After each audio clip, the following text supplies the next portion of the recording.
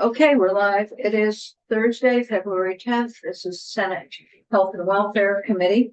And we're looking at three bills that we've been working on, and we're starting to do some markup on each one today. I will say that H545, the immunization recommendation bill, does have a section in it that relates to the jurisdiction of judiciary. So I've asked Senator Hashim for his committee to take a look at the liability sections of section of that bill. And then he'll get back to us about what is needed or not needed there. We will not vote on 545 today, but we will be looking to vote on that bill very quickly during the week, as soon as judiciary gets back to me. So Katie, we've got three of your bills to go through. Great.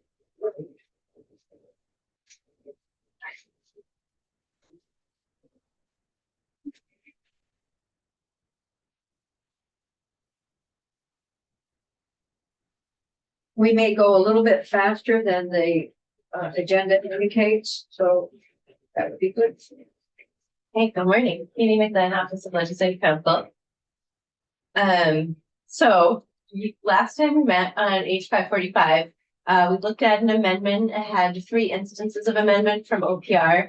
You asked that those be integrated in a strike all amendment, so that's what I have for you today. Terrific. Okay, so here's your strike all amendment. It's 2.1. I'm going to use 1.1 to point you to where the changes were. So the first instance of amendment, or the first instance of amendment that we looked at last time was in section 3. So I'm going to scroll down to section 3. So why do we do this? When we go through the bill, look at where the amendments are, and then go through the bill one more time. Okay. Okay. Or do you want me to just go through the whole bill and no, do the amendments first. Okay. So in section 3, here we go. We're striking out subsection B and putting in a new subsection B. So the effect of that is that this membership of this immunization council had the House version that was sent over had the executive director of the Board of Nursing and the executive director of the Board of Pharmacy as members, and OPR asked that they be removed because there is also a practicing pharmacist and practicing APR, and I guess they didn't feel like they needed both. So that is one of the instances of amendment. The second instance of amendment is in section 7 of the bill.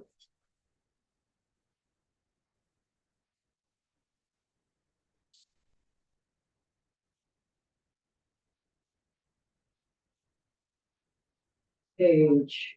My page 13. I guess we're all working on the same document right now. Yeah.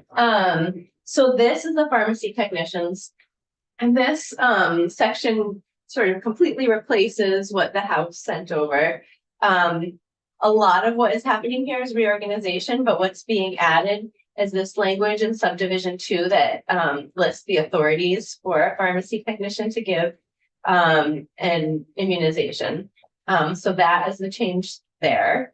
And then in the section 13, yes, 13, you'll see we have the word deleted.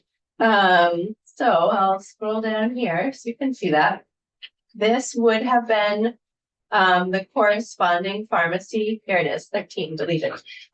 So you're deleting a whole section from the House version of the bill. This would have had the pharmacy tech statute go back to the way it currently is. However, OPR asked that the changes that were made in section 7 be ongoing changes. So we've just deleted that section. So there are no changes to that section that take effect as of July 1, 2031.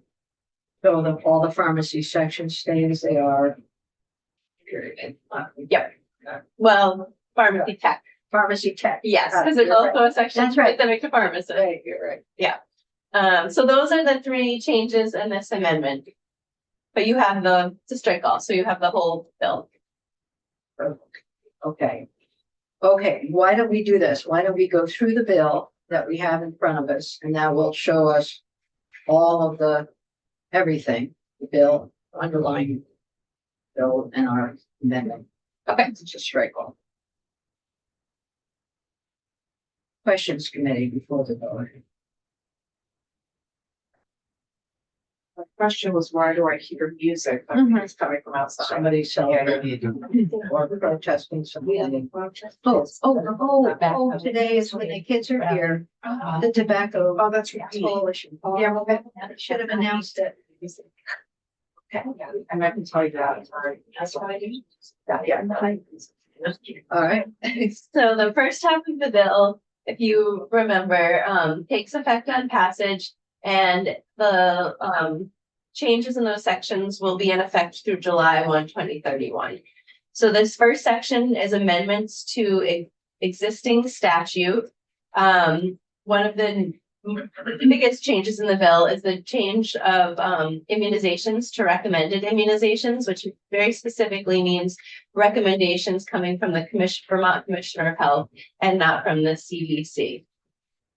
This section details the existing immunization program administered by the Department of Health. It covers how immunizations are purchased, where they are purchased from. This section, one of the changes is it gives the department authority to purchase immunizations not only from the CDC, but from other vendors. And we also have language about an immunization funding advisory committee. This is an existing committee. The House did make changes to this section, but most of the changes are structural and less substantive as to who is on that committee. But more changes as to how the appointments are made. so the funding advisory committee is an existing committee. Correct. Next. Okay, so next is section 2. This is the new section. This is all new language of the bill. This language takes effect on passage and it sunsets. It goes away as of July 1, 2031. What's happening in this section is this is where the commissioner has sort of the authority for what is part of the commissioner's recommendations for immunizations. And that is what in the list here, A1 is. This is all the specific authority that the commissioner has and the types of recommendations that the commissioner would make about ages that immunizations are given, the number and the dosing. And then in subsection B, this is the language that dictates how the commissioner is to make that decision, who the commissioner is to consult with. So the commissioner, we know, is required to consult with the Vermont Immunization Advisory Council, which is an existing council. And the commissioner also has to consider various recommendations of various professional committees, including the CDC. So the commissioner has to look at the recommendations of the CDC, American Academy of Pediatrics, American Academy of Family Physicians, American College of Obstetricians and Gynecologists, the American College of Physicians, and any other organizations that the commissioner may deem necessary. Just one question. I don't think we talked about this in the previous reviews. Why was that date picked as Oh, this sunsets? that's a good question. It'd probably be a better question for Human Services to answer how they landed on that particular date. I can't remember specifically what the conversation was in committee, and I'm not always in the committee room, but they were looking ahead a couple of years, knowing that the change under this administration may not be in effect 6 years from now. Does Department of Health, can I ask, can you help us with that answer? What was the original date in the bill? Oh, Jessica Was there- Shafano, Department of Health, that was not a recommendation that the department had made. That was something that House Human Services added to the bill, so I so would echo. right, so essentially, the end of this and the reversion was something that Human Services decided. Yes, I'll talk with Fred. yeah, the bill as introduced didn't have a sunset date. I mean, are there, question about that? If you have a question about that date, we should probably look at it again. I was just wondering what the basis was, why that 5 years, supposed 8 years versus 3 years. I wouldn't be surprised if it wasn't. If there's a change in administration in DC to give them time and then to give us time because we're not here full time. Yeah, and it could be related not just to the federal administration, but states. Yeah. Okay. Good question, Sandra. You can check. Okay. So moving through section 2, subsection C is our language that provides immunity from liability for healthcare professionals who prescribe, dispense, or administer immunizations in accordance with the commissioner's guidelines or recommendations. Subsection D allows the commissioner to issue a standing order for the administration of recommended immunizations, assuming that the practitioners acted within their scope of practice. Subsection E authorizes or directs the department to display information pertaining to recommended immunizations and other relevant information on its website, including how to access recommended immunizations. And then in subdivision 2, this is a requirement that if the department, if there are documents produced by the department and there is a discrepancy between what the advisory council and the commissioner have recommended, that the department know on those documents that there was a discrepancy between those recommendations. And then we have some cross references. Section 3 is amending existing law. This is amending the Vermont Immunization Advisory Council. There are changes to the membership of this advisory council. Specifically, there's a representative from independent schools who is removed. But we're adding, or the House is adding the Department of Health's immunization program manager, 2 individuals who are professors, researchers, or physicians, or any combination of these individuals with expertise in infectious disease and human immunizations, adding a family or internal medicine physician, adding an APRN, and a practicing pharmacist. And then subsection C is the authority of this council, and you'll see on lines 13 and 14 what's being added to the authority and responsibilities of this group is including advice regarding recommended immunizations. And then in subdivision 2, this is saying that the Secretary of Education or the Secretary's designee and the representative of public schools are not to vote on advice regarding recommended immunizations. So that is outside of what they could vote on. This subsection C goes back to the way it is in current law as of July 1, 2031. Subsection B does not. So B is retained as is moving forward. Subsection C does revert back to the way it is in current law. Can you say those letters? So more slowly, yeah. B. Yes. C. Yeah. So B is membership. Yeah. The membership would be retained moving forward. Yeah. C is the duties of this group. That would revert back to the way it is in an existing law. Okay. Got it. There's language about how the council is to operate. And then we move on to section 4. Section 4 and 5, if you remember, have to do with insurance coverage. This existing language says that there is no cost sharing for members when the immunization is recommended by the CDC. So the change is that there'd be no cost sharing when the immunization is recommended by the Commissioner of Health. So from the consumer side, there wouldn't be an impact when there's a change in who is recommending the immunization. So those two sections do revert back. That's 5 and 6. And then at the top of page 12, we get sections 6 and 7. These are our sections on pharmacists and pharmacy techs. So this is the prescribing authority for pharmacists in section 6. There is a list of what a pharmacist may prescribe, order, or administer. And on the list at the top of page 13 is recommended immunizations as defined in 18 VSA 1130. That's where our definition is. And that replaces as recommended by the CDC.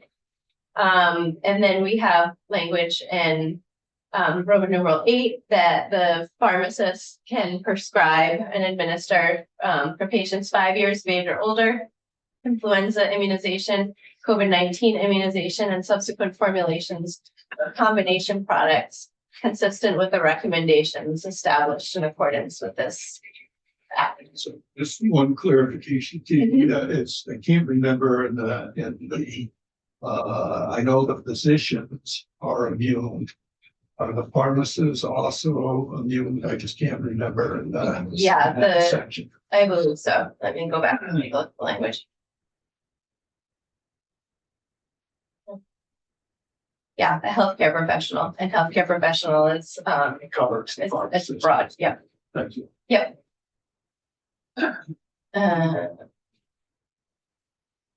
Okay. So we were at pharmacists, section 7 is the pharmacy technicians. And if you remember, this is where our amendment is. This directs that pharmacy technicians shall only administer immunizations when a licensed pharmacist who is trained to immunize is present and able to assist with the immunizations needed pursuant to a valid prescription by a practitioner, a standing order made by the commissioner, or a protocol approved by the commissioner under the previous pharmacy section. So pursuant to section 6 of this bill. And then we have matching language about to patients 18 years of age or older, and 5 years of age or older seeking influenza, COVID, and subsequent formulations or combination products. So some reorganization and then that list of authorities. And that stays after July 1, 2031. This section stays as is. So that's the halfway point in the bill, and this is where the time frame swaps, and now we're looking at language that is effective as of July 1, 2031, meaning this is language that's being put back into place. And as we've talked about previously, not every section goes back in exactly the way it is now. Some of the changes that were made are retained.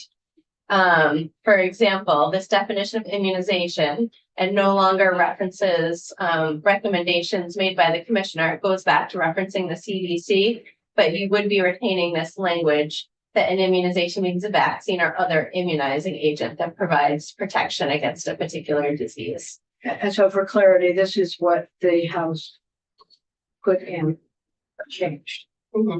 Yes. COVID is technically non-vaccination. Huh? Only COVID is technically a vaccine. It's an immunization, Yeah. mRNA. Most of this section, the change you're seeing is replacing the term recommended immunization with immunization to reflect the change you've made in your definition. So that's mostly what you're seeing. This strike through is to rewrite the section as it is currently, including removing the language that you could purchase from another vendor. And then we have the Immunization Funding Advisory Committee, and I'll just flag that we have these ellipses here. That means that the change is made and the how the appointments are made for that particular committee. There are changes in that section. Those are all being retained. They're not being changed in this amendment. Then we skip to section 9, section 1131. This is the Vermont Immunization Advisory Council. And a similar thing is happening here, where subsection B would be on page 19, line 3. There are ellipses. So that is significant because that means you are making a decision to keep the membership changes that you have made that will be effect on passage. You're keeping those past July 1, 2031. But what you are changing is the duties section, subsection C, to revert back to the way it is now. So this committee, after July 1, 2031, would no longer have authority to make recommendations to the commissioner about recommended immunizations. That would go back to the status quo.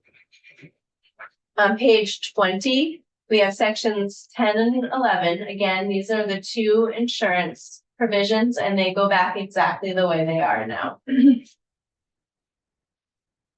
Section 12 is our pharmacist language. And again, that goes back to the way it is now. If you scroll down on page 22, lines 15 through 19, this removes language about recommended immunizations and goes back to the language about referencing CDC recommended immunizations. So that is going back to the status quo. And as we've already discussed on page 23, line 13, it now or line 4, I'm sorry, section 13, and now says deleted because there had been a pharmacy tech section there meant to go back to the way it is. OPR is asking that the language not go back to the way it is, but to keep the changes that are in section 7. And that is why that section of the bill is deleted, because they no longer need it to change as of July 1, 2031. That's our amendment. What? Is that our amendment? That was proposed to you by OPR. Yes, It's now integrated into your amendment. Now it's Yeah. Section 14 is a repeal. If you remember when the very beginning of this walkthrough, section 2, I said this is all new language. Because it's all new language, there's nothing for it to go back to, so we're just eliminating it. So this one sentence just eliminates that section altogether as of July 1, 2031. And then we've talked a lot about the effective dates. We have first half taking effect on passage, second half of the bill, July 1, 2031. Okay, so 2031 is 5 years away. And there's nothing in here that suggests any kind of report to our committee or the Human Services Committee regarding whether or not the repeals should take place in 2031. I'm just wondering if there should be something in here about updates. That doesn't have to be reports, but updates on request. It's between now and 31. Yeah. Do we need that? As it's a open question. If we want an update, we just ask For them it. to come in and give an update. I don't know. We don't need to put it in the Yeah. legislation. But then it becomes a report. Yeah, you don't want, trying to get rid of that. I'm working on that. I don't want 15 pages. Okay. Okay, so thank you, Katie. This is good and that was helpful going through. The more we go through it, the less complicated it feels about the repeal here and there. I will check with Rep Wood regarding the date. That's a good question for Senator Jensen. Do that. All right. Committee, how are we on this bill before we move on? We're good with this? Yeah. Yeah, okay. I guess I'm still is, as I raised the question the other day of whether or not there should be notice if in fact a recommended,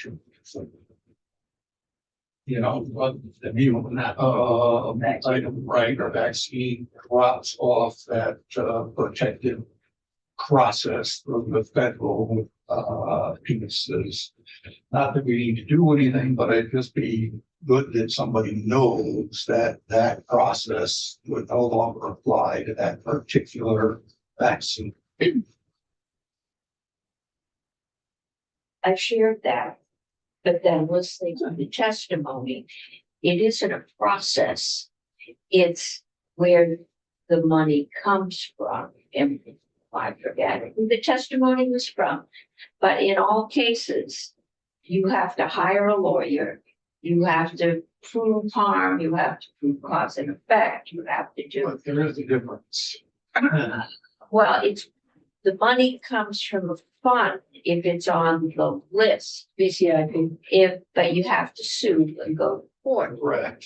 But my understanding is if you have XYZ symptoms as a result of this vaccine, that the amount of compensation is already pre-established, and it's a much less arduous process to basically get compensation than if in fact it's not on that list, because then your only recourse is to sue directly the pharmaceutical company.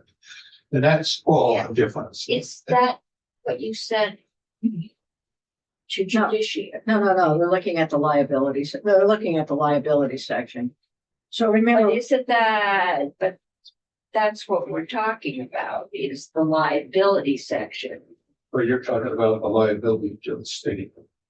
to the providers. So Oh, okay. there is a, yeah, Yeah, so let's see what. there are some vaccines that currently the CDC has dropped off the list, like COVID and flu. Right, but we heard a testimony that they're still in that program. No, they're out of that program. Once they're off the list. Lauren Lehman, Department of Health, General Counsel. COVID was never on that list. It has a special liability protection under something called the PrEP Act. And I'm not sure about the flu vaccine. So I think, I don't want to. That's complicated. but- No, I understand. The conversation you're having is a good conversation. It does and it does not relate to what this bill is doing. So what this bill is doing is to try to maintain the data-informed, science-based decision-making about immunizations. Right now, that has been changed at the federal level. And so the Department of Health and the Commissioner of Health have asked to ensure that Vermont has that data and information in making decisions and with the advisory council about immunizations in Vermont. So it's not about individual vaccines, and it's not about recourse. If you think that you have been affected negatively by a vaccine, people, the cause and effect relationships are things that need to be determined scientifically before you can say it's actually happened. So we're trying to ensure that any immunization that's given is given effectively with the science base to do it. And I think that's what the bill does here. To Senator Benson's question, it's all transparent when an immunization is removed from the list, right? I mean, Oh, it's not absolutely. like, so it seems like there will be notification in terms of it'll all be That's transparent. all I was looking. Yeah. No, it is. Oh, I see. Okay. Yeah. Thank you, So- Senator. Yeah, That was no. more simple. I confuse things. Okay, all right, so this is where we are with the bill, and as soon as we hear back from judiciary, and I'll get the answer from Rep. Wood, we'll bring that back into committee, and we'll take some time, one day during the week. I'll make sure Calista gets it on the agenda, if we can get it on the agenda sooner. May not be until Friday, but we'll try and do that. And for a vote, and we'll let Senator Morley know about this. Okay. Any other discussion, questions? It's all good. Every time, as I said on Friday, every time you bring up the word vaccine, you bring up a slew of issues that people care about. That's okay. Okay.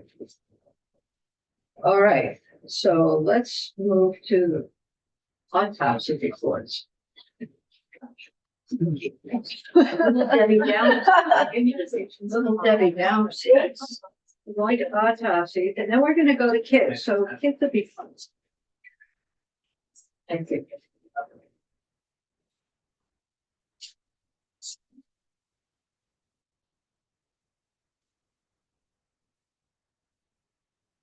Where is he? Oh, Representative Burt, I did not know you were here. You didn't notify me, but you got you that let me do it. My apologies. So, well, please come up. I look, Now that I'm everyone's hoping I left the still room. look like a farmer more so than a politician, so you wouldn't recognize me maybe. I recognize you as Representative Burt. Here, I gotta. Yeah. I understand that you testified in the House and you've offered a proposal amendment as well, Yes, I did. and you offered on the floor. I did. Squealed in the hall. Yeah. You have a mole. Thank you. I'll try not to say. So, Representative Burt, why? Welcome. We don't know, you may not know each of us, so I'll start over here with Senator Cummings. In Cummings, share district. Thank you, it's like the view. Jenny Lyons, Chittenden Southeast, John Benson, Orange. and Representative Moore, Senator Moore. Let's see. Here's in Hawaii. Will Johnson. So, yeah, for the record, Bedford. Thanks for having me this morning. There's a couple questions and it looks like it's right along the lines of what you were asking Senator Benson. Just trying to make sure that, that this bill will make sure that there's compensation to individuals who are harmed as a result of immunizations that are administered according to this particular program. And I know there is transparency. It sounds like you were discussing, but I don't think there's any harm in making sure there's language in the bill that would prevent such an issue from occurring. I mean, God forbid that there was immunizations that were ever administered that no one could receive compensation for, except for going and having to put a lawsuit in against a pharmaceutical company. So I think I would argue that there's no harm in making sure that there's language in the bill to do that. Maybe that's a job for Senate Judiciary. But I think that's something to keep on the radar. I have, at the top of this document, question number 2. I have, does this program encourage greater trust in the system? I know that the intention is greater, and I think that makes complete sense. I'm a little leery of when we're granting immunity through the program itself, that we just want to make sure that we're also linking that with a system that's rooted in trust and transparency. That's why I offered the amendment that I did on the floor. That's on the second page on the back side. I can read it if you like. I have it in green parentheses here. And it's just about making sure that it's clear that the patients who are being are having these immunizations administered understand the risks and harms, and that and they're aware too that that there is a basically that I'll just say, there's the immunity that's offered to those that are administering it, making sure the patient's aware that they're potentially taking on a risk for themselves or a child that wasn't there.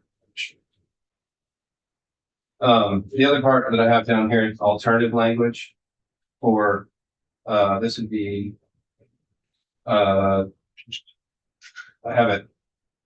Let's see here. I wish I could go back to the section that was in your statute that you looked at this morning.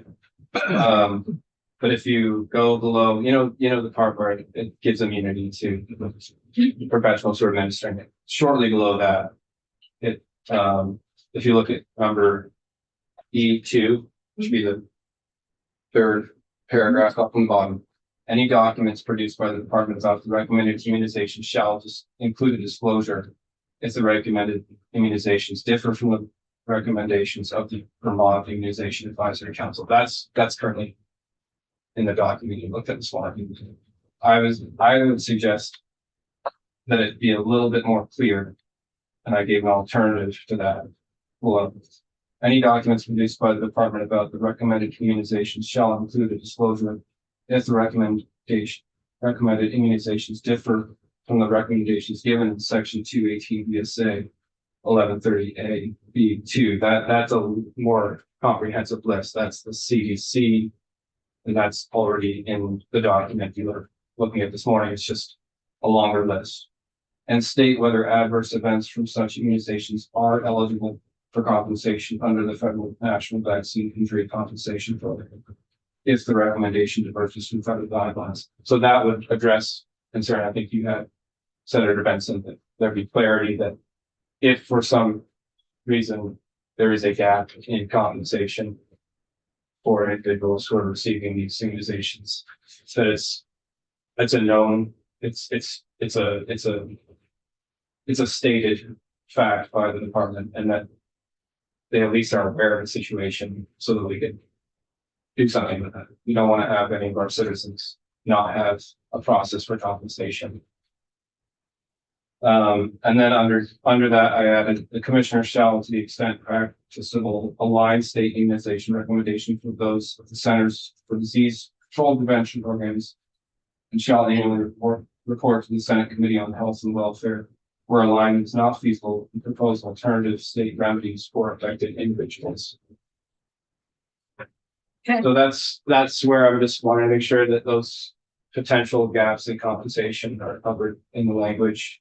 And I think that's really important since we're standing up a program where it's no longer the federal department that's responsible for this, but our own, and making sure there's no potential gaps. Okay. Senator. I don't want to do anything to delay this bill. To me, what I think second section's probably not necessary, but put something on that paper they give you before you get a flu shot, which 99% of us probably don't read. Seems a fair disclosure. Could you check with House Health and Welfare? I can see where a floor amendment and something that at this point in the process, people might be reluctant to. But could you check and see if that might be a game changer for them? I'll look at what they have to say. I also know that Department of Health might comment on that. And so after we've asked questions of Representative Burt, we can turn to the department. Yeah. To answer that question. Any questions? So you understand, of course, that there is informed consent for all vaccines at both the state and federal level. Okay. Yes, And you presented this to House Human Services I did. and they did not accept the recommendation? They did not. It was, And then you presented it on the floor? I withdrew my amendment on the floor Okay, based on how it came out of. Oh. Services. all right, thank you.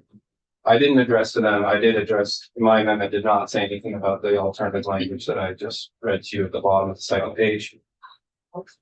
Which is more of that wanting to Senator Benson's point to make So- sure that there aren't any gaps in compensation. Let me ask you this. So as I look at the language at the bottom of the page, looking at number 3 in particular, Mhm. you're suggesting that the CDC then is the standard for making decisions. I think I am suggesting it is the standard. It's not, obviously the idea of this program is to not be people. Okay, so that But it's asking, what is your reasoning for? you're saying CDC is a standard. I get that. And then you're saying to inform people about injury, automatically through the National Vaccine Injury Compensation Program, which also I think is, opening for folks to identify who may have questions.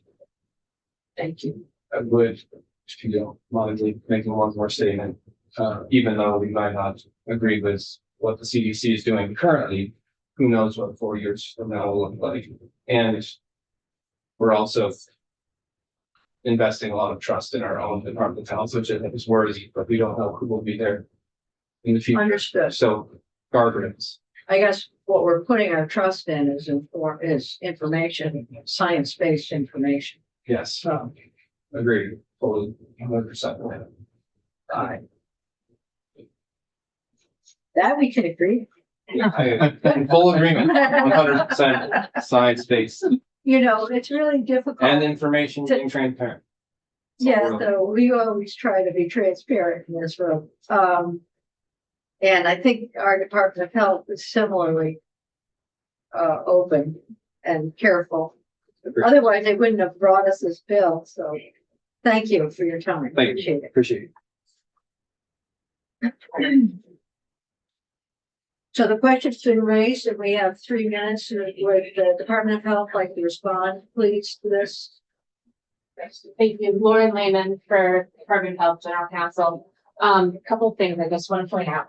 These events are incredibly rare based on federal government data. About 1 in a million vaccines administered every year end up with compensation. And usually it's, so it's not always the amount requested. So very rare that these events occur.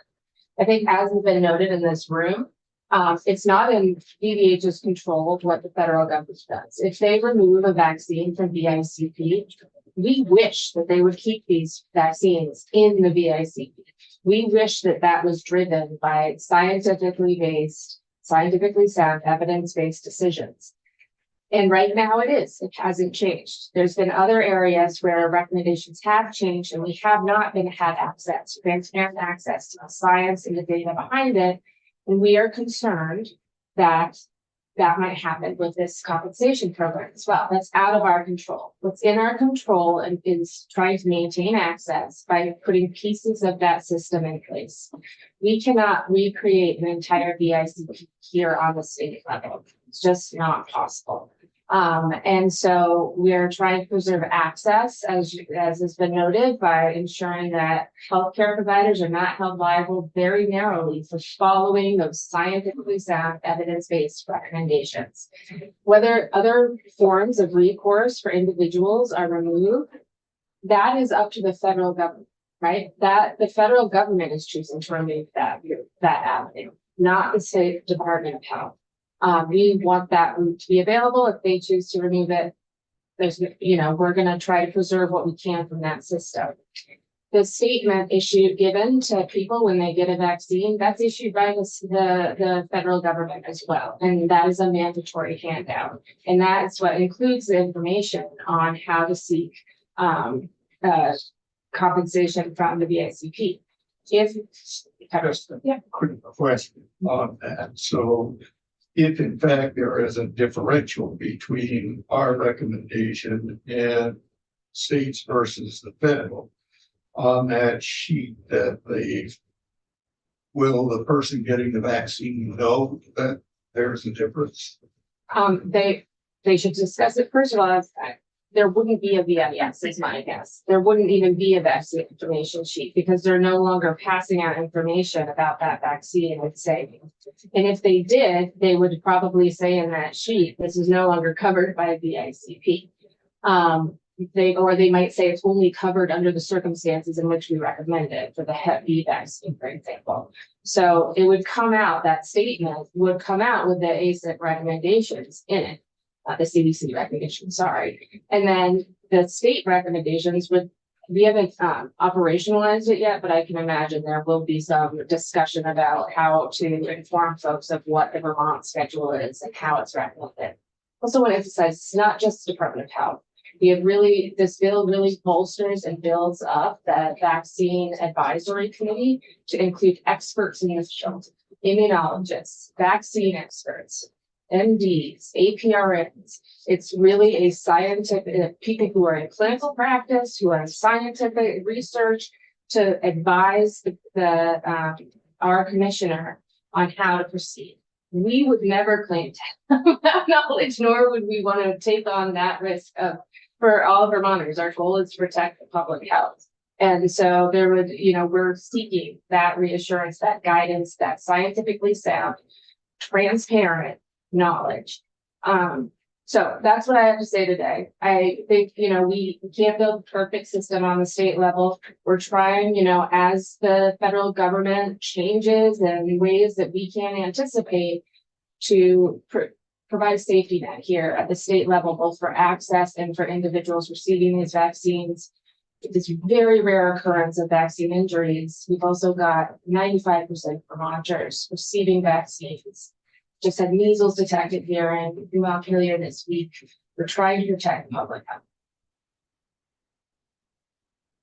Can you get us a couple of paragraphs about what you just presented, so we have it in our testimony? It's not something that we're fluent in, and you are. That would be really helpful, in particular on the VICP and the compensation and how it might change or not. Yes, similarly. Okay. If the feds remove measles altogether, no more, they're not recommending measles. So, if there's a handle that tells you what could happen with the measles vaccine, I'm assuming that we will have a sheet that says this is what can happen if 1,000,000 you get reaction. Maybe this could happen if you have measles. I think what Senator Benson and Senator Byrd are saying is representative. I She say just got is promoted. at the bottom. Could there be a paragraph that says, this, if you do have a serious reaction, that this isn't covered under the, the immunization compensation. I think where we have concerns about that is what the role of the doctor is in the place. If you go in and get a strep test and get antibiotics and you have a reaction to the antibiotics, anaphylaxis or something, a reaction, the doctor hasn't given you the phone number of a medical malpractice attorney.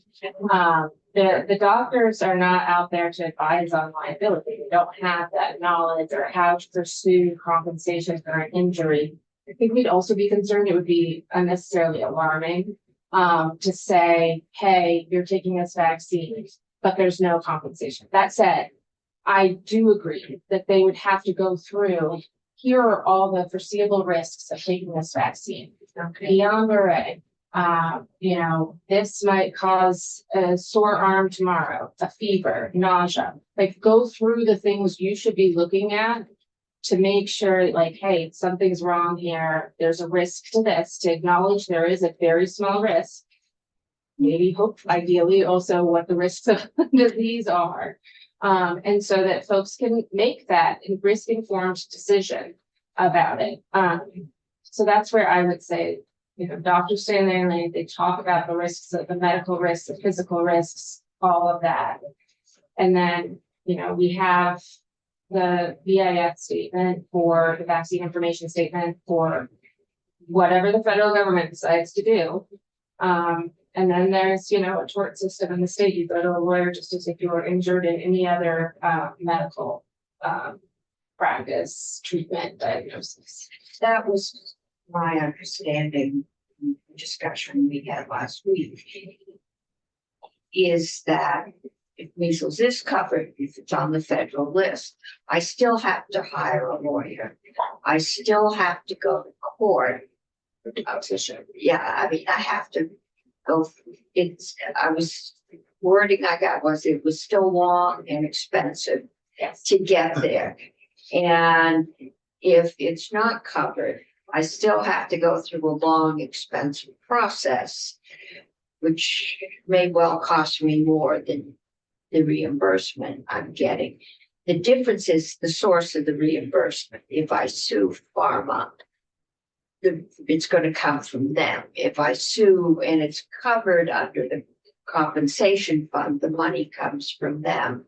But the essential process of getting to the money is the same. That it is a different court system. And Yeah. to Senator Benson's point, there are some injuries that you don't have to prove causation, but it can still take years to get to that point where your petition's taken out, reviewed by the experts, then sent to the panel, and going through that bureaucratic process is an alternative to the tort system. Okay. Thank you. And just a little, Yes, I know BIS is federal. They decide what goes on and what comes off, and the information is given out to patients, so there is transparency, and there is a link on that sheet, so patients ought to be able to access it. Thank you so much. Something for us. Yes, absolutely. Okay, good. Good. All right, good. So, we'll keep moving on that one. And as I said, we'll come back to that one as soon as we hear back from, judiciary. All right, so. I'm Now the room is gonna clear. They don't trust us. I know. I'll be listening to about the. Thank you all for being resilient. Confidence in here. Resilient, I'll say. Okay, Katie, we're on to 210. Thanks.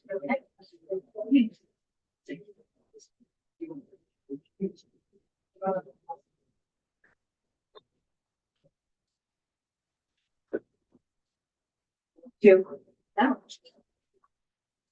Hello again, Katie McGlynn, Office of Legislative Counsel. So we're looking at the autopsy report bill. I will go through, I have an amendment prepared that I worked on. It's been run by Health Department, Judge Zone. The Health Department wanted state's attorneys added, so now it's been run by the state's attorney, but just this morning, the state's attorney asked for another change. And I haven't heard back from them yet about what the exact wording is, so I thought this was maybe the final product, but I think there will be a few additional words added. And Katie, you said you ran by the judge. Yeah. Okay, he had a lot of good things to say. Yeah. His feedback was great. Seemed like such a simple little. Yeah. And just FYI, I sent a little note to, the chair of judiciary to look at this bill as well. Colleen Ed. It's got probate court in it. Okay.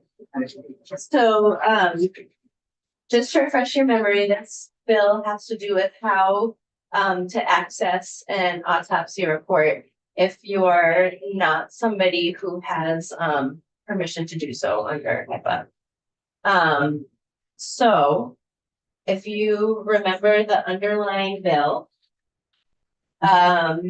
subsection A was the existing law, and then this added a subdivisions B1 and B2. Subdivision B1 pretty much restates the status quo. The status quo isn't currently in statute, but the current status quo is that if it's an authorized disclosure under HIPAA, then the autopsy report can be disclosed to the person. So that is not the language that was under discussion. Yeah, that was causing confusion. So this subdivision B is the process that's being put in place for a petitioner to petition the court. Some of the feedback from Judge Zone was making sure that there is an opportunity for the office of the medical examiner to respond, and also to set out a standard for what is meant by good cause. Also to allow the judge to redact some of the information in the autopsy report if that best meets the definition of good cause. So that's what we're looking at right now. Yellow, of course, is the language that's new since the last time you've seen it. And now it would read, an individual was not authorized to receive the autopsy report pursuant to subdivision 1 of the subsection B, meaning they can't receive it under HIPAA. They may petition the probate division of the Superior Court for a copy of the autopsy report. The petition shall contain an affidavit attesting to the petitioner's relationship to the decedent and the reason the petitioner is seeking the autopsy report. The petitioner shall notify the office of the chief medical examiner and the state's attorney of the county in which the death occurred within 5 days after filing the petition.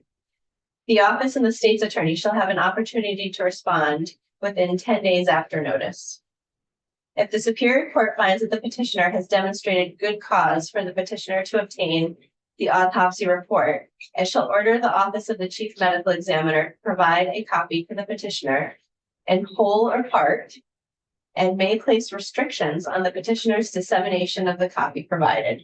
So it could be that the court authorizes the petitioner to see it, but not distribute it. So you may have it, petitioner, but you may not share it with the newspaper, distribute it to other family members or what have you. Do they have a process? Oh, well, I'm gonna let judiciary deal with that Okay. issue, but do they have a way of keeping people from disseminating, or is it a matter of reading it once? I mean, so, yeah. I mean, once I send it to the gossip column, it's out there. You can't. They probably be contempt before, yeah. Right, and if the person, I can see all kinds of little tricks in that. So if the person who legally can receive it disseminates it, then how do you know it was, Why would someone disseminate this? It should be Beats me. You want to get back to the ex-son-in-law, boyfriend. Right. okay. left business? Okay. Wow. She was pregnant with somebody. Right. Yeah. Okay. So, This is family. Right. Right. Okay. so this term good cause is highlighted, the Superior Court finds the petitioner has demonstrated good cause. And then we have a definition of what good cause is. So this is what Judge Joni was mentioning, like what is the guidance for the court in making this decision?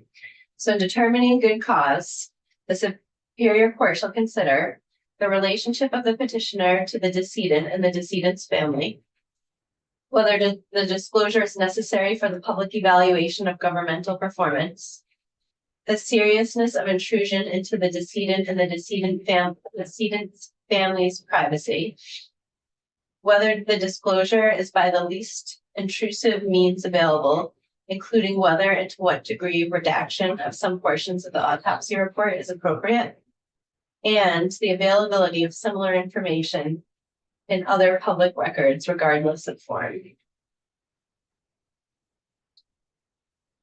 What is the definition of family here? Just because it seems as though there are family members who currently are not. It's not defined here.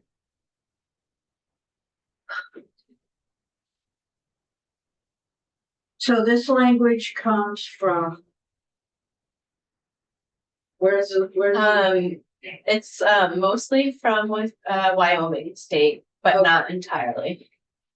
And did Judge Stoney approve this language?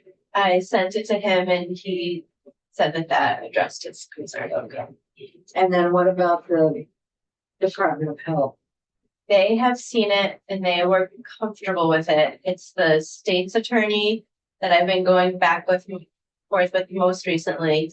The email I got this morning is that they would like a standard. I think what they want is something like by a preponderance of the evidence or by clear and convincing evidence that the petitioner has demonstrated good cause, but they haven't gotten back to me. I was hoping that I could put it all together before you saw it, but I haven't. Is that Tim Luter's demand? I initially emailed him, but he referred me to Kim McManus. Yeah, Kim McManus. Yeah. Okay. So she and I have been going back and forth, and I think, assuming that everybody else is okay with the language suggested, that this is hopefully getting pretty close. We're pretty close. Okay. And then regardless of what we have in here, they'll have to look at it next door. Yeah. I mean, here's the thing I'm thinking about.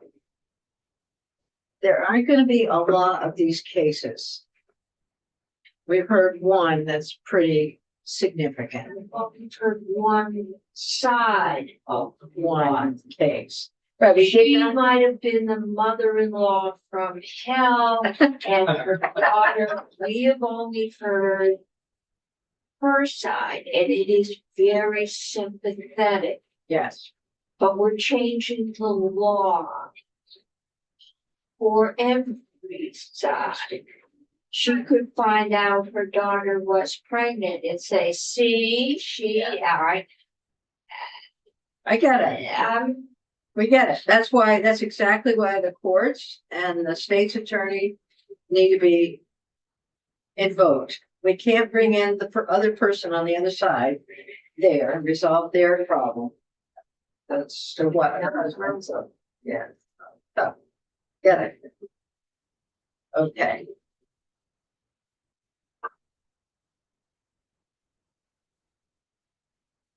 Okay.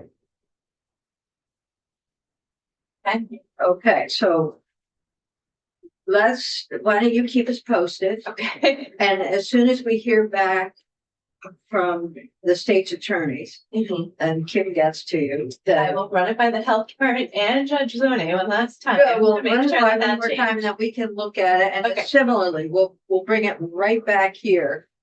And see if we can get to closure on it. Maybe we can get to a vote by the end of the week. Again, it'll depend on what. I know that when I talked with Senator Hashim, he said they're extremely busy in there this week, so we'll just see how quickly we can move it, as soon as they have a chance to take a look. okay, they put off. You know, I'm feeling like it's crossover week already, the way things are going. Let's get it. Yeah, Then I have my. thank you. You're welcome. Okay, so, we don't have the two folks scheduled for testimony until 11:30. But I'm thinking if we, Yep, let me grab my folder. yeah, let's skip into it. We can go into 206. And then when they come in, we'll be ready for their testimony on 206. And this is the licensure bill. And I asked, folks from CDD, the DCF to come in, and education to come in and talk about sort of the oversight and regulation of the licensure process, but there's always been some amount of tension about who regulates these folks. So the Secretary of State has brought us a suggestion, I think, that can make a lot of sense, as long as it's costly, not really costly. So we'll have those folks in at 11:30, but in the meantime, Katie, if we can go through the bills. I was getting close to bloodshed in the halls when they were doing speech and language pathologist. Do you remember? I was in education. Oh, I know. And It's not comfortable. It's not comfortable. It's very, yeah. I mean, what was, Just comfort. you are the issue is you are a licensed speech and language pathologist. But you're working in the public schools. Therefore, we have the same deal with nurses. Do you need to have a license or something from the Board of Education or whoever licensed teachers? Do you have to get two licenses? Who is in charge? And that gets tied to who gets paid the money for your licensure. And it was tense around there. So we did get some really good. We've got good stuff in here, I think. And then the one area again, is Northern Lights coming in today? The CCV folks, are they coming in today? Or are they coming in another day? No, they're in. They're coming in tomorrow. So we also, the other issue that we're dealing with on that is, remember the grandmothering clause, where we have someone we heard from folks who have been in childcare for 25, 30 years Yeah. and trying to find a pathway Yeah. to them that's not the full-blown education. You have to go back to college at the Yeah, age of at 60. the age of 45. But everybody wants. All right, so I went back to Katie. my master's. I might have to step out in a few minutes, but let's start going through. But if I do, which I'll Okay. do Senator. So this is our licensing bill for early childhood educators. Do we have anything changed in it yet? Not yet, Okay. no. So the first section is a section of existing law that's in Title III that lists all of the professions that OPR regulates. So the First Amendment is just adding at the top of page 2, early childhood educators to the list. Next, in section 2, we're creating an early childhood educator chapter in Title 26. Title 26 is our professional regulation chapter. We're adding this chapter in 2 parts because the creation of the board is necessary to adopt rules for the licensure program before the licensure program itself takes effect. So in section 2, there's the creation of the chapter and the creation of the board, and you're laying out the board's authority. In the next section, you add in the rest of the chapter to take effect at a later date. So we have in section 2, a new section 6211, the creation of the board of early childhood educators. And it says that the board is to consist of 9 members appointed for 5-year terms by the governor. 2 will be public members, 2 each of individuals licensed as an early childhood educator, 1, 2, and 3, and 1 family child care provider. All of these individuals are Vermont residents. The members who are early childhood educators shall have been in active practice in Vermont for not less than the preceding 3 years and shall be active in practice during their incumbency. The public members are to be individuals who have no financial interest, personally or through a spouse, parent, child, or sibling, in activities regulated under the chapter.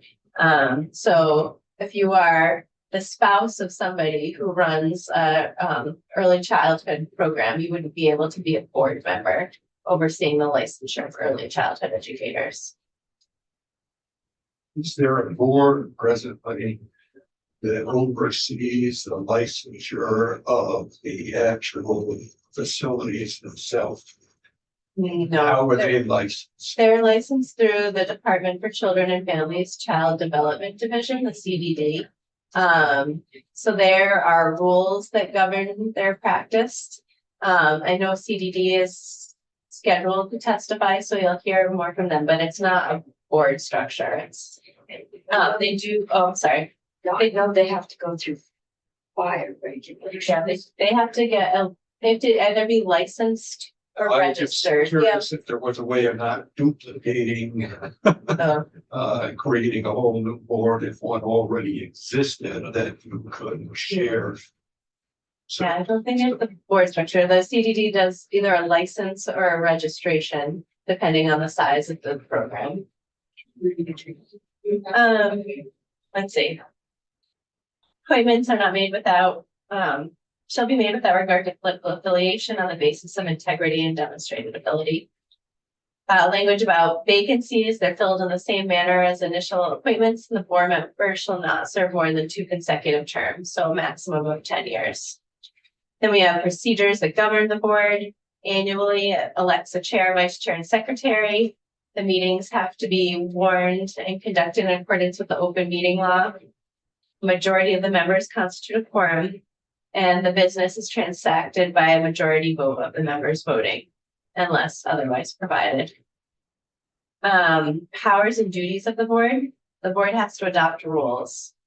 Those are rules that are necessary for the performance of its duties in accordance with the chapter, including activities that must be completed by an applicant in order to fulfill the educational experiential requirements established under this chapter. So if there are any specificity to the experiences or education of potential applicants that has to be dealt with in the board's rules. The board is responsible for providing general information to applicants for licensure. They have to, the responsibility of explaining appeal procedures to licensees and applicants and complaint procedures to the public.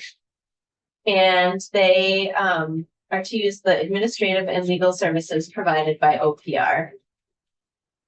And the board can conduct hearings and exercise its authority as provided in Title III. That brings us to section 3. Again, we're in this new chapter that we've created. This section takes effect at a later date. And this builds in the rest of the chapter. So first we have a subchapter that's general provisions, but we just looked at with the board that will become, I think, subchapter 2, which is specific to the board. So we have definitions of who an early childhood educator is. Maybe we'll go over that one. Means an individual providing care and educational instruction to children from birth through 8 years of age in a program regulated by CDD, including planning and implementing intentional developmentally appropriate learning experiences that promote the physical, health, and social, emotional, linguistic, and cognitive growth of children. Establishing and maintaining a safe, caring, inclusive, and healthy learning environment. Observing, documenting, and assessing children's learning and development. Developing reciprocal, culturally responsive relationships with families and communities. Engaging in reflective practice and continuous learning. So that's what the ECE is. And then, as you remember, we have the ECE 1, 2, 3, and then the family child care provider. Do you want me to, how much detail? Do you want to go through ECE 1, 2, and 3, the qualifications and responsibilities? Yes. A little bit, I think, because that's one of the areas we're gonna have to be. Sure. Yeah, I'm happy to. So ECE 1 is a person who practices in early childhood education as an assistant educator in a program, and they're working under the supervision of an ECE 2 or 3, or a teacher who is licensed by AOE under Title 16. And that teacher would have to have endorsements in early childhood education, early childhood special education, or elementary education. Then we have our ECE 2 is the person who practices early childhood education as the lead or primary educator in a program. They can supervise the ECE 1, and they receive guidance from the ECE 3. Then we have the ECE 3. This is a person who is the lead or primary educator in a program. They supervise the practice of the ECE 1. They provide guidance to individuals licensed as an ECE 2. Then the family child care provider is the person. So just to Yep. stop there for just a minute and try to place someone who's been working for 25 years, 30 years in a setting without the degree. And based on experience and outcomes might fall under 2 or possibly even 3. So it could become a supervisor, let's just say that. Anyway, that's kind of a place. And then when we get to eligibility qualifications on page 8, if we revisit each of these, Okay. that's where the education and experiential Okay, specifications are listed there. okay, good. For a family. So we have the family, thank you. The individual who provides developmentally appropriate care, education, protection, supervision of children birth through 8 years of age, and is authorized by CDD to operate a family child care home. So this is the person who's either licensed or registered to provide childcare services in their home through the CDD. And this keeps them in the CDD. This doesn't change that. Doesn't change it. They would still have to have a license or registration from the CDD. We have definitions of guidance and supervision, because if you recall from our definitions, some folks receive guidance, some folks receive supervision. So this distinguishes what is meant by those, whether it's direct or indirect consultative support or on-site direct oversight. program, means a program regulated by the CDD. Okay, prohibitions. An individual cannot hold themselves out as an early childhood educator in the state unless the individual is licensed under this chapter or exempt from this chapter. And then, in subsection B, an individual is not to use in connection with the individual's name, letters, words, or insignia indicating that the individual is an early childhood educator unless they are licensed under this chapter or exempt from this chapter. Our exemptions, we already know a teacher who is licensed under Title 16 with endorsements in either early childhood education, early childhood special education, or an elementary education endorsement, or an individual who provides care in an after school program that is regulated by CDD or another child care program that is exempt from regulation by CDD. And the chapter is not construed to alter or amend the requirements in publicly funded pre-K. So that program would still remain intact and unaffected by this licensure requirement. This chapter is not to be construed to limit or restrict in any manner the right of a practitioner of another profession or occupation from carrying on in the usual manner any of the functions incidental to that profession or occupation. Then, as I said before, this is where our subchapter 2 would be located. That is adopted. We have the ellipses to show that that language will appear here unchanged. So it was adopted previously, and this is where it will be located. We skip over that subchapter to subchapter 3. This is what we were just referencing, the eligibility and qualifications. Be eligible for licensure under this chapter, the applicant shall have attained the age of majority, achieve a high school diploma, a GED certificate, or an approved equivalent credential, and completed field experience in early childhood education as required by rule. An applicant shall meet the following educational requirements for each of the following license types. First, an early educator 1 shall have received a certificate from an approved credential program in early childhood education that requires a minimum of 120 hours of training and instruction.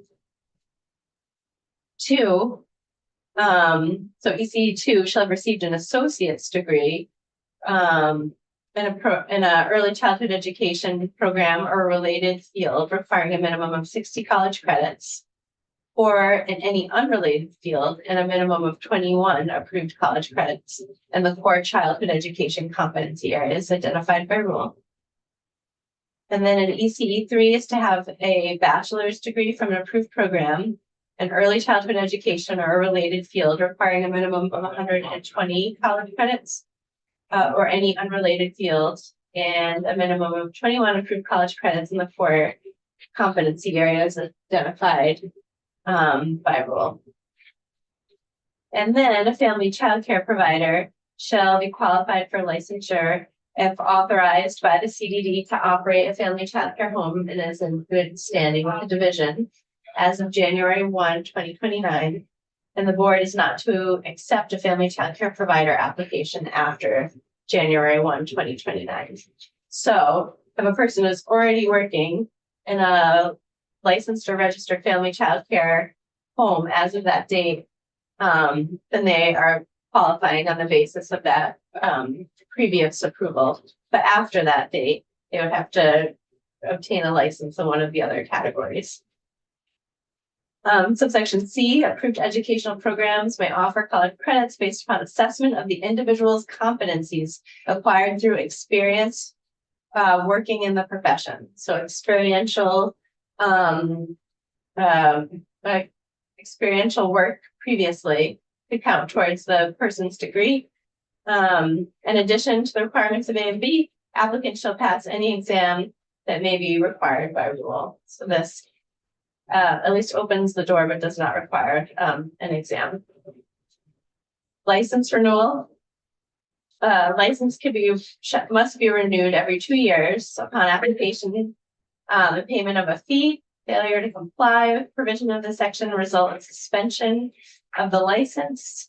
A license that has lapsed shall be reinstated upon payment of the fee and a late renewal penalty, except A family childcare provider shall not be renewed after a lapse of 2 or more years. So if that person is qualifying on the basis of having a family childcare program and their license lapse, they would have to rejoin under the ECE 1, 2, or 3 categories.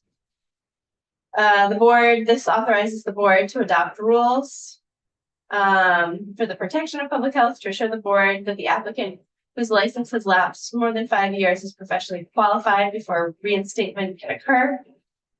And then in subsection C, in addition to the provisions of A, an applicant for renewal shall have satisfactorily completed continuing education that's required by the board.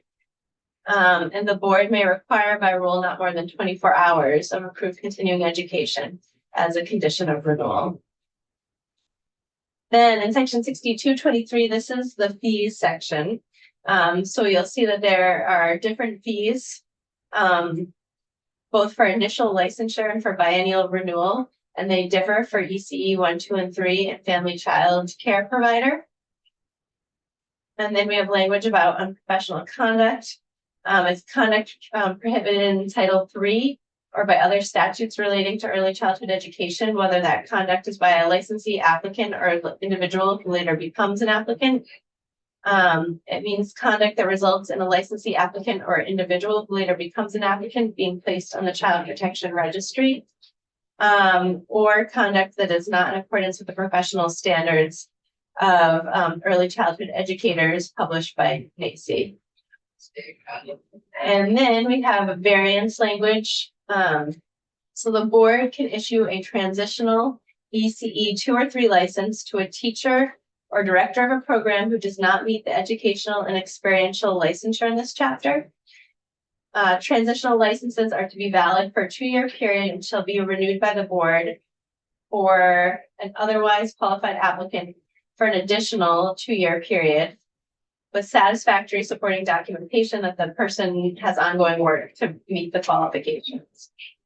At the conclusion of 3 2-year transitional license period, the board at its discretion may issue a final 2-year transitional license. So that's 8 years of transitional license for ECE 2 and 3 if they're working to come into compliance with those sections.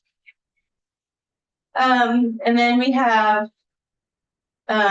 disclosure by licensees. So this is language that we've been over before, but it's required disclosures to help families understand who oversees various requirements in the field of early childhood education.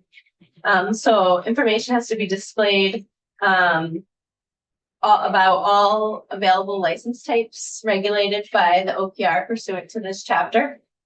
Secondly, a description of OPR's regulatory authority over licenses and programs regulated by CDD and how to make complaints.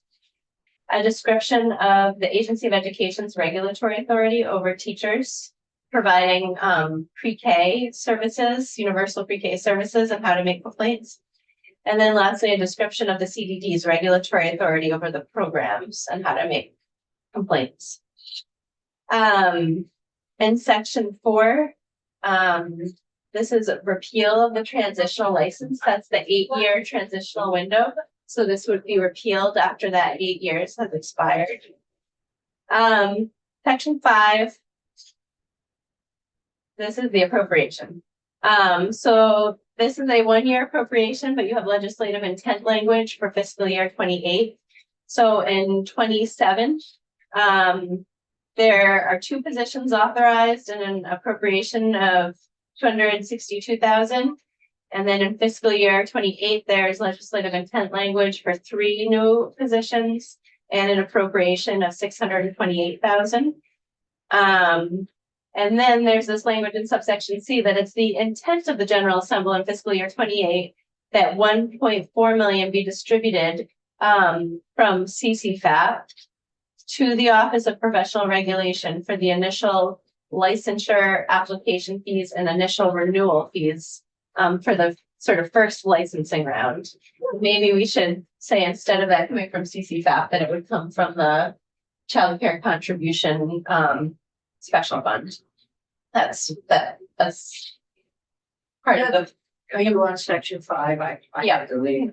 Okay. Now I'm on section 6. All right, let's go back to section 5 Sure. briefly on page. 13, 14. I don't like to do this to us, but.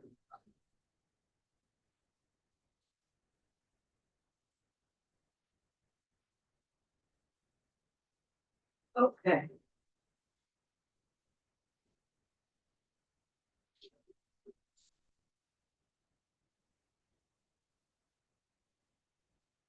This is gonna be a problem when it goes to appropriations, I just want to tell you. And we're gonna have to have a discussion after we've heard from everyone. Put this on the list for a conversation about funding, because it's significant. It's a significant cause. Okay. Okay. We've sort of already gone through some of the effective dates as we walked through it. But we have the language around, the adding to the list of, professional regulations that OPR regulates, establishing the board. And then the licensure, the appropriation, those all take effect July 1, 2026, this July. And then section 3, that sets out the rest of the program, section 4, which is the repeal of the transitional license, those take effect July 1, 2028, 2 years later. That's it. Thank you. That was really good. It got our heads back into it quickly. All right, so we have 2 folks here testifying, unless there's a question for Katie. And I'm gonna ask you who are sitting in this chair, young woman, if you could move over to that chair, please. Our staff is our priority. All right, so we have Janet McLaughlin from CDD here and Andrew Pro. So why don't we start with Janet? Okay.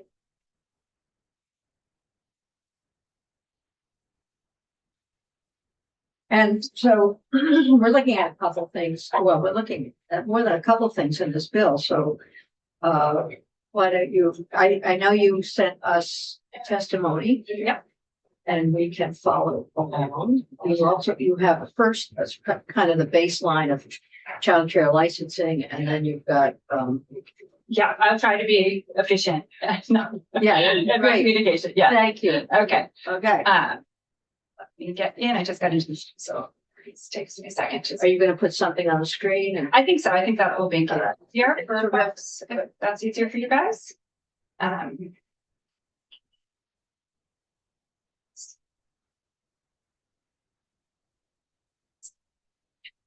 I always love it when we got kids stuff in here because we have nice pictures. Yes, there you go. Okay. So hi there, Janet McLaughlin. I am the Deputy Commissioner within the Department of Children and Families that oversees the Child Development Division. CDD is oversees Children's Integrated Services, right, which is supports for children and families who might need home visiting, early intervention, some of those really important services for young children. We oversee all things childcare, so childcare licensing, childcare financial assistance, quality and capacity, and we also partner with the Agency of Education on Universal for Kindergarten.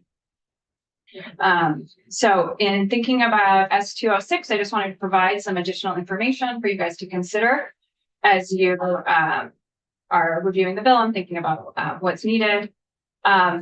Just as a background, I want to make sure just that these resources are here, right? That, you know, we do, Child Development Division does regulate all regulate childcare programs in Vermont. And it's a mix of center-based childcare programs, registered and licensed family childcare homes, and after-school programs. And, you know, this bill does not specifically exempts after-school program staff, but is really focused on the center-based and the family childcare homes.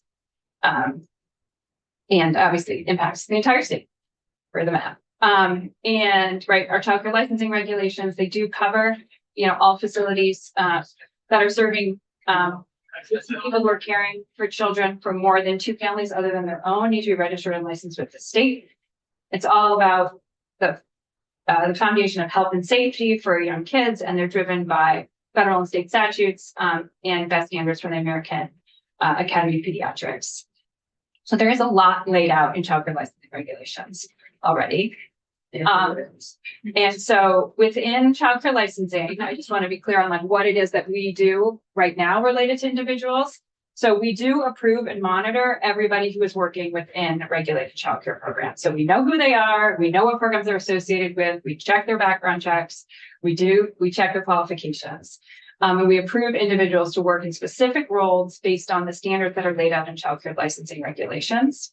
And we contract with Northern Lights at the Community College of Vermont to verify qualifications, ongoing professional development hours, and required trainings to inform whether or not people are approved for work within specific positions and to maintain compliance with state and federal standards. And so I just want to be super clear that this bill really will require major changes for CDD in terms of our role and approach related to staffing for early childhood education positions. As like saying that as a fact, not as like a, positive or negative, just making sure that that's clear. And, as I was getting my brain around this bill, I was trying to think of like, who is this universe of folks who are really impacted by this bill? And so again, it could be the 7,000 folks that are working within early childhood education and regulated childcare settings right now. And so there is about 4,500 people that are working in direct child serving roles in community-based, or what's also sometimes called as private center-based childcare programs. There's also about 800 people working within family childcare programs. And then there's about 1,700 people that are working within public school operated center-based childcare programs, right? Because for universal pre-kindergarten, we do, to ensure the foundational health and safety for 3s and 4s, these young children, we do have joint oversight, and public schools are licensed as center-based childcare preschool programs. One of the things I did talk actually with OPR about at 6 p.m. last night was making sure that the bill is clear on whether or not you want to include public school operated center-based programs or exempt them from these rules. And I think the language probably needs to be a little clearer there. I think the intention is to exempt them, but I'm not sure the language is clear right now.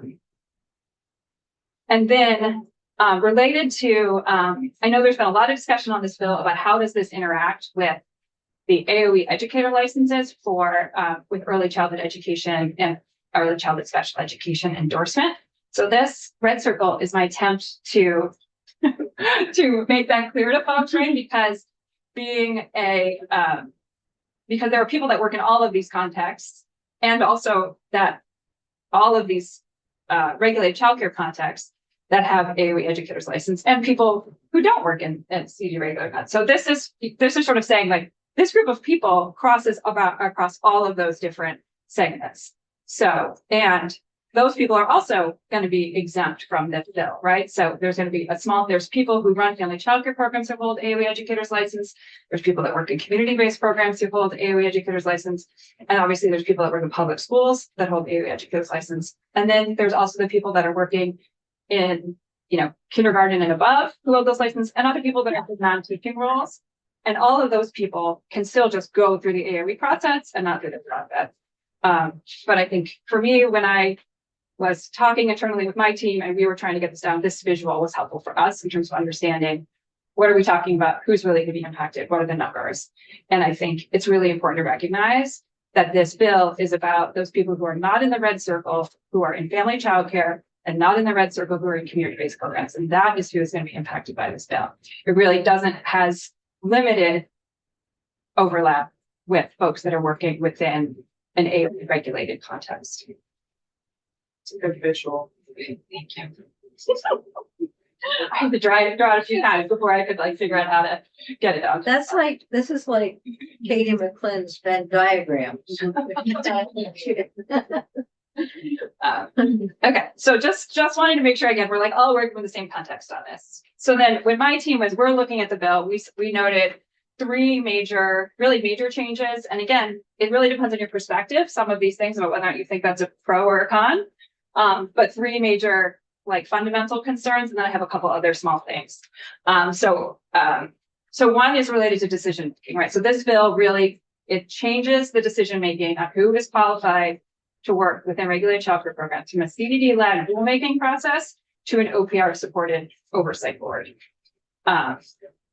So And I can remember going through the rules for this stuff, so it's Mhm. not simple. No. No. I agree. It took time. It is, and that's, Right. well, it's this question, right? I mean, well, the part of why the rules are a little longer is because they are trying to create a lot of flexibility for people to have multiple pathways to be able to qualify for these positions, right? The downside of like all that flexibility is complexity. So it's, we have to balance those things. But CDD does, notice obviously this switch would align with the processes for teachers and for other professions. It does ensure that those decisions around qualifications are made by those based on the composition of that board. I think it would ensure they're made by people with relevant credentials. It does leverage OPR's expertise and their systems that they have for professional licensing. And it also does limit CDD's role in terms of setting the rules, granting variances, and responding to concerns. And again, that's just, that's the question of like moving into a different entity and thinking about what the administration, when it is we want to have a lot of flexibility, and when it is we want things really set. Question, are we missing a transition piece in here that allows for CDD to inform the work of OPR if that were to go forward? We have had multiple conversations with OPR. I think that because of the way that it is a transitional license, if this does with the transition process, I think over time, we would have to probably layer in the OPR recognition streams, which would make it longer for a short period of time. And then as we hit the end of the transition period, we would have to update our regulations and phase out some of the alternative pathways that we have identified. Because some of those alternative pathways would be in the OPR process of figuring out what those would be. But yes, that would all be work that we would have to do in tight coordination with OPR during the transition period. Yeah. And there's really specific, like our rules talk about, they talk about age a little bit differently. They talk about years of experience a little bit differently. And so we would have to, again, that's like all stuff that we would be negotiated with. Like in talking with OPR, they have indicated that, we should be, actively working with them and with the board as they were developing the rules and helping make sure things are aligned. But I'm flagging this question from the perspective of like, it's gonna be a lot of work for CDD's perspective. And I don't know that that's necessarily been reflected in what's developed so far. I get it. Okay. Okay, the next major point is around transparency and accountability. And I think CDD does agree that this bill would make qualifications, for these folks who are caring for some of our youngest and most vulnerable children clear and public in a way that child care licensing does not now. And sometimes right now, because what we do is hold programs responsible for the most part, it's not as clear when there's unprofessional conduct that doesn't necessarily rise to the level of like a child abuse and neglect substantiation. It's we have ways that we are that we might be able to prohibit someone, but it's not quite as public and as transparent a process as what probably would be available through the process that OPR does. We can see that could be helpful from that perspective. It would provide this consistent standards for higher education and career and tech centers.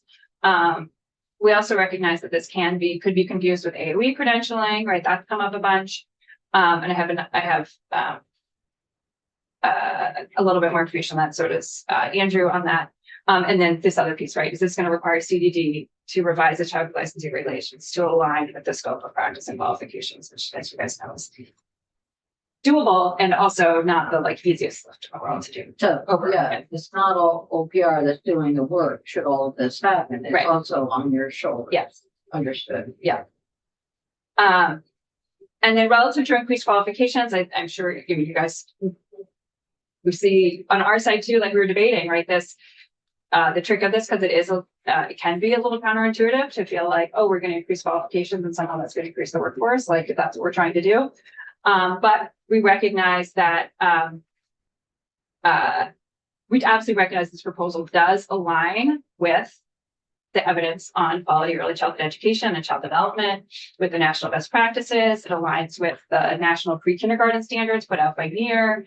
It aligns with early childhood educator competencies that, you know, we've adopted as a state and use in our in the workforce development work that CDD supports. So it definitely does align with those more closely.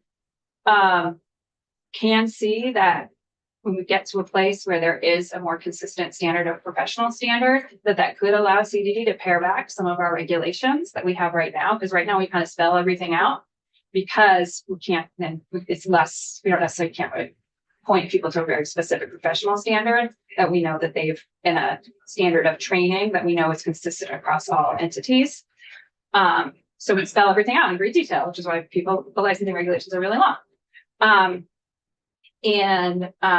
But we also know this will require additional post-secondary work for some people who are in the field or considering entering. And it might deter some people from entering or growing in the field. And also, right, this is the part where all of us are just, we don't know, right? May support, there's also evidence that would show it would support retention and reduce turnover, right? When you have people who are qualified for their jobs. We do have really robust workforce development efforts at CDD right now. And it builds from those, but we would probably need to grow those, right? And develop them, refine them to specifically address that. So which is, again, just pointing out work for CDD. And again, it's this part for all of us, right? Where we know it's difficult to really predict whether or not, and it'll be different for different people, whether it feels like a burden or a support. The additional things that I will just raise is related to early childhood, the name of the license, early childhood educator, and EC abbreviation. That's been raised by a lot of people. It does feel like an alternative title of early childhood education professional, and maybe an abbreviation of ECP or something like that could be a reasonable way to address this issue. So here's a question I have for you. I'll ask Andrew as well, but right now folks are graduating with a degree in early childhood education, and that's been going on for 50 years, 60 years, I don't know how long. And so now we want to change it because we don't like the word educator. I'll just leave that right there. Yeah. Yeah. And I think it still includes early childhood education in it. And Andrew can talk to you about like the very specifics, I think, of what the concerns are. The other thing we would note is that the current proposal doesn't include the option of transitional licensors for those entering the field after the initial period. And there might be some, you know, career changers, or you think about within the K-12 education context, there are provisional licenses available. This doesn't provide that after the bill goes forward. And so that's something I think to consider. And again, I already made the point that we require a lot of work for CDD. And the final thing I'll just offer too is that I know Katie just mentioned it, but it missed childcare financial assistance as the funding source, which is not a funding stream, it's a program. And so we need to decide if you guys want it to be general fund, special fund, which again is on track this year to be 99% spent on childcare financial assistance. So there's not a lot of money in special, there's no extra money in the special fund. So that is what I wanted to just make sure you guys had as information from CDD. Okay. You've given us stuff to think about. It doesn't sound like you're totally averse to the changes. There's some good things and some difficult things. Right. And trying to put those things together. I guess that ends up being here on job. So, but don't go away. You know, and you've also sent us the report. Yeah. This will be helpful. Yes, I also included our most recent early childhood education after school workforce report, which does compare December 2022 to December 2024, and looks at the qualifications of educators, of which we see some really great things in there. It's also not like 100% of the workforce that we have verified credentials on, but it really should be for almost all the lead teachers and directors. So it's very good. Good. Yeah. Thank you for that too. That's helpful. Do you know why other states don't already have something like this? Yeah. So others, so let's see, so. This is a new approach, right, being organized by all of the national 0 to 5 organizations, recognizing that over the years, right, we have not come up with a way to consistently recognize and value early childhood educators. And so I think Vermont is just early in that process. The unifying framework and the National Commission were both established, and like the report was released in like March of 2020. So Vermont is one of the first, but there's many states. I think there's multiple states considering that. And other states have started in different places. Other states have made sure that their high school to community college to state university pathways align perfectly with ECE 1 and 3 in terms of the trainings that they're providing. And so we don't have that same consistent approach here in Vermont. So that wasn't the place to start in Vermont. Other places do this in different ways. I mean, California calls that, it does have, they call them like, people have to get like a childcare permit. It's how the way they word it there. So people have things in different ways. It's just not all exactly the same words, but that part of the problem that everybody's trying to solve with Vermont is at the tip of the spear on this. Okay, so we better listen to Andrew because other interferes very I soon. know. Okay. All right. Thank you for being here, both of you. This is great. Good morning. Andrew Proudhon for the record. I'm Agency of Education's director of our Ed Program Approvals Division. It means a couple different things, but one of my primary responsibilities is overseeing educator licensing and preparation. I did print out my testimony if anyone would like it. Can you send it electronically? Yeah, we did as well. I Okay. was scheduled last week and then I got. I better refresh If it. anyone wants it, a copy of this. Can you get it up today? It's on there? Oh, there it is. Got it. Recommended language. Yeah, so I think this conversation is very technical, nuanced, but at the end of the day, it's fairly simple, right? The use of the word educator is in this context ultimately is going to make some compliance headaches for my team. I think what we can think about it is there was like a little e educator and big E educator, right? You can get Little it. kids and big kids. Well, Yeah, you got it. there's that more of formal use of the term versus an informal use of it, right? You can get a degree in education, lots of different types of degrees in education that do not lead to licensure. There are additional national requirements needed for one of those education degrees in order to become a licensed educator. So within the testimony, what I really did is I wanted to try to find a really tangible, specific example of issues that can be created from this. This is not the only issue. I know a lot of the public school membership organizations like NEA, the School Boards Association, Principals Association spoke about this last year. Not sure if they're intending to hear from them, but there are implications with the collective bargaining agreements and the use of the word licensed educator as well. But for our purposes, my office, one of the most important parts of my job is to make sure that any of the qualifications for licensed educators are meeting the national definitions and the national qualifications. The early childhood educator levels 1, 2, and 3 do not meet those qualifications, right? There needs to be a minimum of a bachelor's degree and a specific educator preparation program with student teaching, testing requirements, other pieces that simply are not existing within these designations. What can happen, and I've spoken to other states as well as members of the executive team at this association, NASDAQ, they're responsible for the interstate reciprocity agreement, allows a licensed teacher to move from one state to another, teach there. It allows a graduate from UVM or one of our other institutions to go to another state and earn a license in that state. The use of licensed educator in this context really may put us out of compliance. I don't want to say that it will, right? On the record, you just never want to say you're out of compliance on the record. But in my conversations with other states and the national directors, they really had a lot of concerns over this bill specifically and the use of licensed educator in this context. Because as a member jurisdiction, which we Vermont are, we need to ensure that all of our rules and regulations around licensed educators are meeting those qualifications.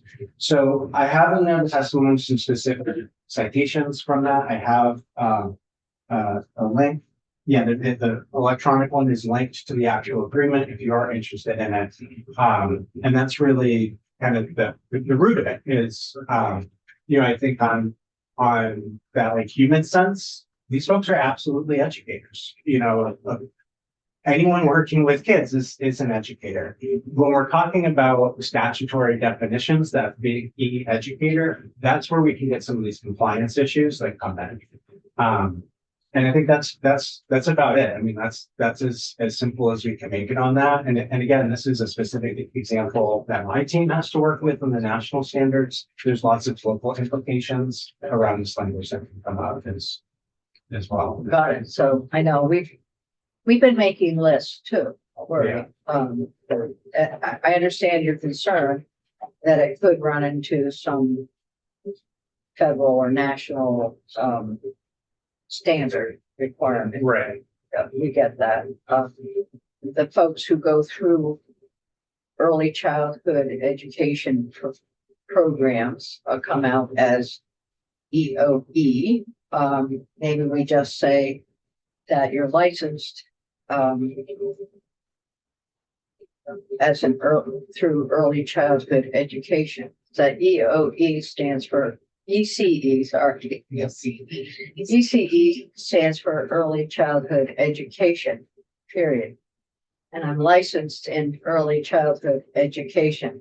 I'm a professional in early childhood education.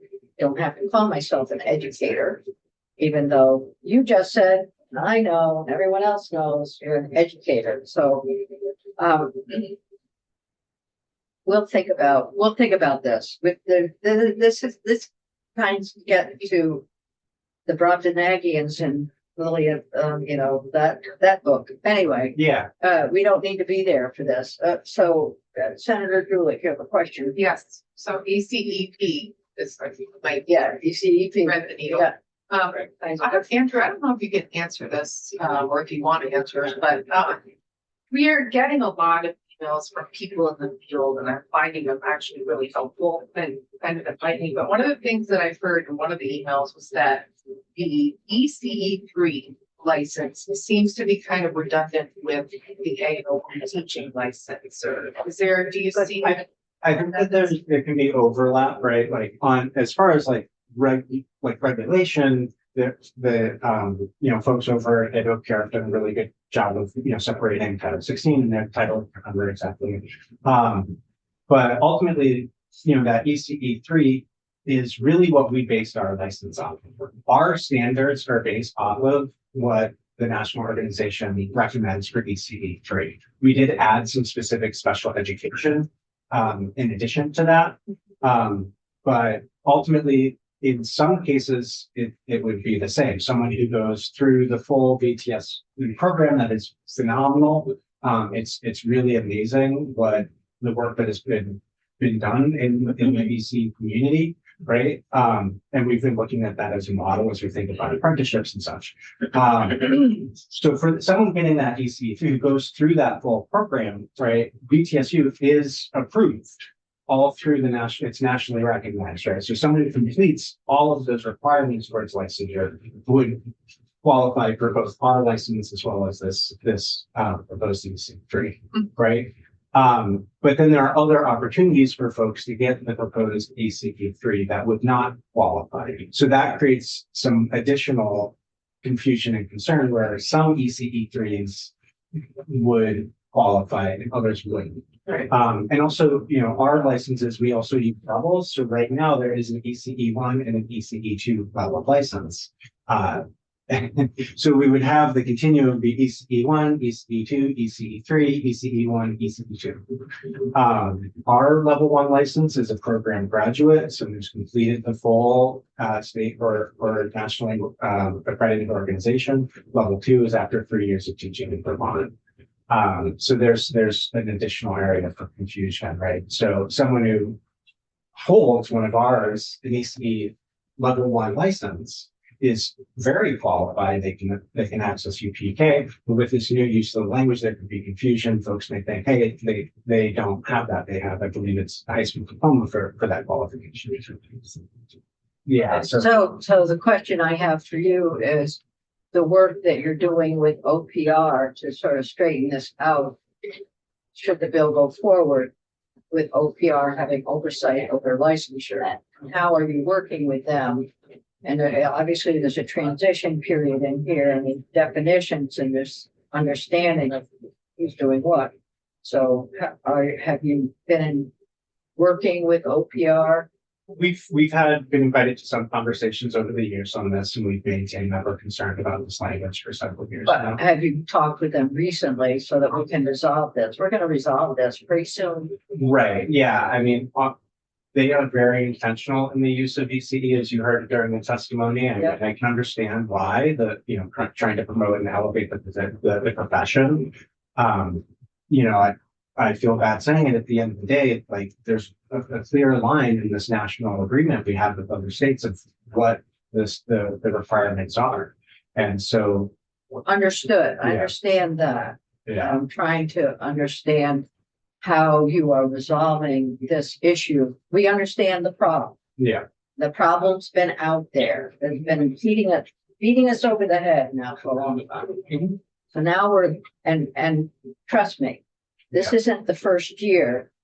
This is the 10th year yeah, this has been going on. yeah, And for me, just so you know, you talk about elevating the profession. These folks are elevated. They receive an exceptional education in neurobiology. They understand behavioral modification and they know how to use it. And when I talk with some folks who are in our educators in our schools, they say, we don't do that. But our little ones do it. So here's my question. My plea for you is to work closely with OPR so that we can get to a place where this bill is going to go forward very soon. You see, on our thing, it says markup. Yeah. That means we're making changes now that will go forward to the House. Yeah. Just so you know. absolutely. I mean, And I get what you're saying. I Yeah. totally get it. I know what your problem is, yeah, but we need to resolve these issues. right. And I guess the way I phrase it, is we've had a lot of conversations and there are a number of concerns and we've decided to limit it to this one specific topic. Okay, We've made a number of compromises at the agency to move this along. good. That's good. I mean, no, and I get it. And we've seen that, so. Thank you. And thank you for your work and thank you for your time. And I know that you and CDD have conversations. That has to keep going. Yeah. We need transitional language. We need transitional funds. I hear that. And then right now it's a whole bunch of money that's going into OPR and it sounds like everybody needs to have some support somewhere. That's going to be an interesting conversation down the line. So, Okay, great. Any other questions for me? Thank you. Yeah. of course. Okay. All right, we are going to go offline and we're going to call it a day and adjourn.